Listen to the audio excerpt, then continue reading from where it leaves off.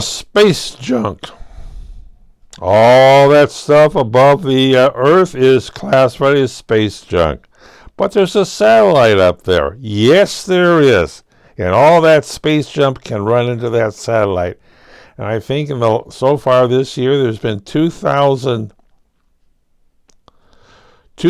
times they had to maneuver the space station because they tracked a object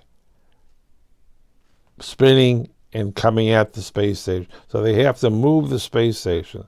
As someone said, we sure wish they could bring Kelvar up here, which they really thinking about from DuPont, getting the contract to wrap the satellite in Kelvar plates to stop any mini stuff from hitting the thing. And they're really worrying about big stuff. When you're traveling 18,000 miles an hour, that thing running into something or having something running into you, coming down from above you, that's another problem. Things start pulling down by gravity, yeah. And when rockets break up, you might say, get rid of their load. Where does a rocket go? Preferably back into the earth, burns up as it comes down. Sometimes it doesn't. That is the thing. They're asking people who deliver space objects, satellites, or what have you up there, to not only tell the U.S., Canada, India, China, Russian, what you have done so they can track them. Because, as I said, 18,000 miles an hour makes a pretty big hole when anything it hits. And since it's a space station up there thing. And then, of course, you got the smaller satellites getting like a ping ball. Bing! Bing! Yes. Which could lead to a war between everybody that's in space.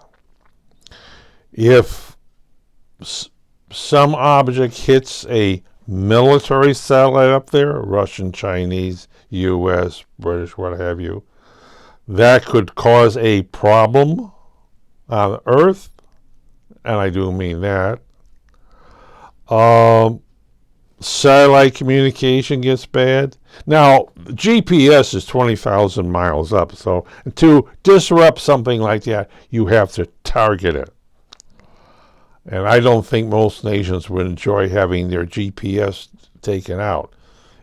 And while the Ukrainian war, the GPS was jammed, which disrupted Europe.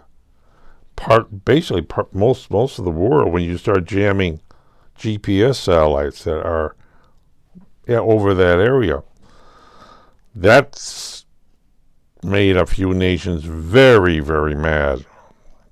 And they basically told the Russians, don't do it again.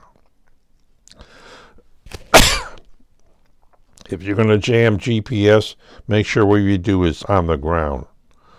Which means that a lot of satellites never hit their target. A lot of drones never hit their target. I think the Russians lately would like to have a lot more jamming of drones, especially those that float in waters. I heard a couple of ships got hit, but the ships were stationary. There was a big difference. They were stationary. And the drone was sent out and then jet propelled into the target. What do you mean propelled out? They were little propellers, moved it out, little electric propellers, moved it out to an area, and then jets took over and rammed it into the ship. And it was basically GPS control. Ouch, ouch, ouch. And Russia, of course. We're going to retaliate again. We're going to retaliate. Well, they may lose a lot more ships there, too. Well, the ships are there. They hit a couple cargo ship and destroyers, the ones that send missiles into Ukraine to destroy apartment buildings. But basically, true. It's a satellites. More satellites you put up there, more problems you're going to have. And basically, everybody's tracking when they can and identify pieces that they can see. Doesn't mean they see everything. Something the size of a penny or traveling at 18,000 miles an hour, as I said, makes a hole in things. And some of the stuff up there, like the solar cells, have holes in them. Boom, boom. And that's dangerous.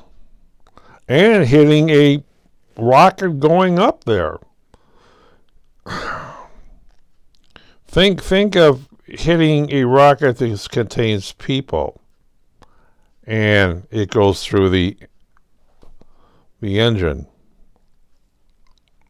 That's a thing. That's a big problem. As someone says, I don't think the Chinese would like to have their satellites taken out by something up there. They have a short temper. They get rather hostile up there. But it is a problem, and it's continue to be a problem. Google wants to do this, or Amazon wants to do that. Well, yeah, but how about putting a tracking station to track all your debris? Too bad there isn't a way to punch the stuff into the atmosphere. Go up to a satellite and go, boop, that's used up, and let the thing disintegrate sometimes. Or basically push it in so it blows. Yeah, that's wishful thinking. But it's a problem. And of course it is a problem if a Earth satellite hits a Russian satellite, or a Russian satellite hits a Earth satellite, or a Chinese satellite. The countries don't like it very much. And you can do major damage up there if you don't know what your stuff is. As somebody said about India, they showed a piece of that. You saw it in there. It landed on Earth. It's a small piece on the ground. Oh no! I said, if somebody was standing next to it, the person could look right across the top of it, like 5 feet tall, size of a small bus. That's a big hole in the ground. Or landed in the ocean and floated ashore. But that's pretty big. And of course, ever so often something actually does. But a good thing, the planet's covered mostly with water or unincorporated areas. But space junk. Don't you love it?